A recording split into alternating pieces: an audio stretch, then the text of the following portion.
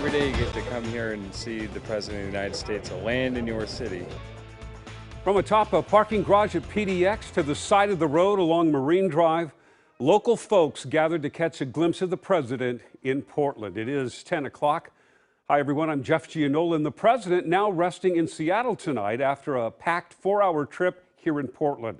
Air Force One touching down at PDX at 12:40. The president greeting Democrats on the tarmac before touring the new terminal at PDX.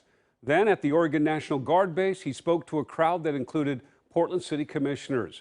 After that, the motorcade moved north to the Portland Yacht Club for a Democratic National Committee fundraiser before heading back to Air Force One and then on to Seattle. Now, the president was in town for about 4 hours.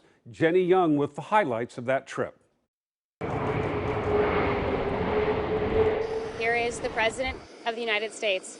That's the voice of KOIN 6 reporter Elise Haas, who provided live coverage from the tarmac at PDX, where we talked to people who showed up to get a glimpse of the president and some who showed up just to see his plane. Me and my friend are both aviation nerds, so we really like to we're interested in planes, and it was kind of just like it was a once-in-a-lifetime opportunity to watch Air Force One land, so we left school early, missed an English class. Congressman Earl Blumenauer, Senator Ron Wyden, and Portland Mayor Ted Wheeler were among the local delegation who greeted the president, but he spent most of the time talking to Governor Kate Brown. The two hugged and shared a laugh before the presidential limo made its way to an airport construction site where Biden talked with workers. Mr. President, Christian?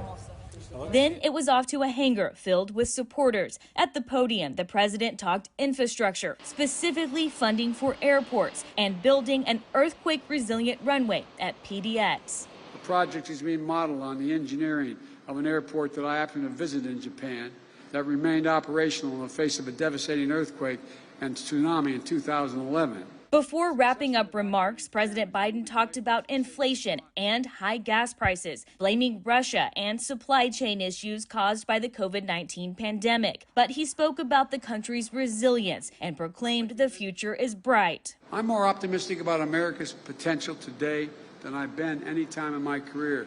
And I've been doing this job in national politics for a long time. Because I see a future that is without limit. His trip to the Rose City was topped off with a fundraiser at the Portland Yacht Club. But there wasn't much time for donors to rub elbows with the commander-in-chief. His motorcade arrived here around 3:40.